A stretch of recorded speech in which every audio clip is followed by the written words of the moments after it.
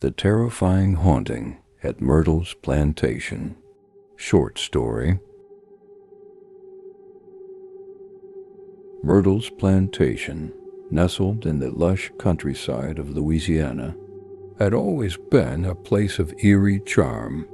The grand oak trees, draped with Spanish moss, cast long shadows over the plantation's creaky, time-worn mansion, and the murmur of the nearby swamps seemed to whisper secrets of a darker past.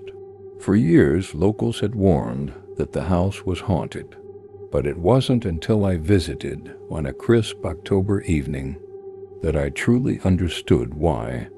I had heard the stories, of course, the tales of Chloe, the enslaved woman who was said to have poisoned the family she worked for, of the ghostly images of children playing on the stairs, and of mysterious lights flickering in the windows at night, long after the plantation was closed.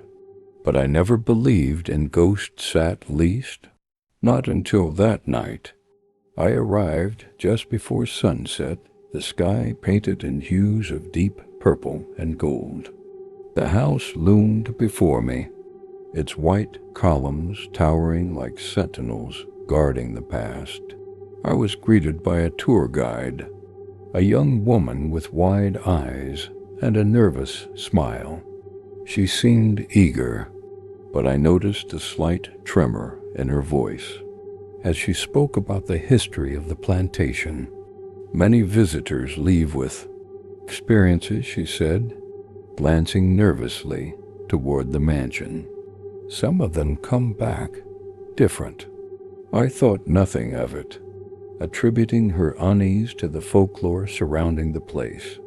As we entered the mansion, I was struck by the oppressive silence. The floorboards groaned underfoot, as if the house itself was alive and watching us. The air smelled of old wood and dust, and a chill lingered, despite the warmth outside. We moved through the house, stopping to admire old portraits and antiques, the guide recounting the tragic history of the plantation. But I couldn't shake the feeling that something was wrong. It wasn't just the creaking of the house, or the lingering scent of decay. It was something more personal. As we moved into the dining room, I heard a faint sound, like a whisper carried on the wind. I froze, straining to hear. The guide continued her spiel, but I could see her face had gone pale. She stopped abruptly, her eyes wide with fear. The whisper grew louder, now unmistakable, a woman's voice, low and soft, calling my name. "Did you hear that?" I whispered, turning to the guide. Her eyes were locked on the corner of the room, where the shadows seemed to gather like a storm cloud. "Don't listen," she said, her voice trembling. "Don't talk to it." But it was too late. The voice called again, clearer now, each syllable dripping with malice. "Help me ... Before I could move, the temperature in the room plummeted. My breath came out in frosty clouds, and the walls seemed to pulse with an unnatural energy. The guide backed away, her hands trembling. "It's her," she whispered, almost to herself. I turned slowly, my heart racing in my chest. Standing in the far corner of the room, illuminated by a single beam of moonlight that filtered through the window, was a woman. She was dressed in tattered clothing, her face obscured by a veil of black hair. She was staring directly at me, her eyes hollow and dark as though they had witnessed centuries of pain. I wanted to scream, to run, but my feet felt glued to the floor. The figure moved toward me, her presence like a suffocating fog. The whispers grew louder, now a chorus of voices, all pleading for release.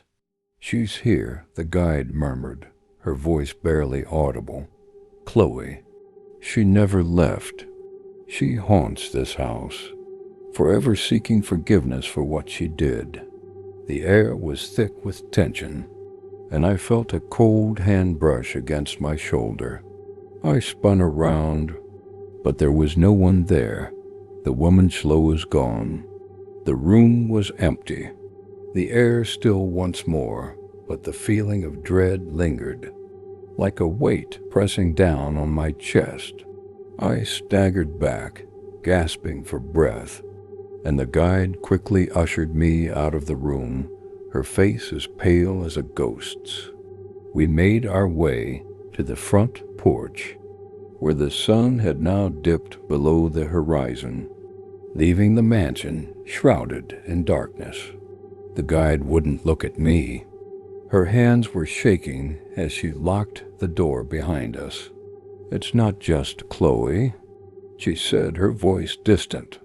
"There are others here, spirits that never found peace, who are trapped in this place.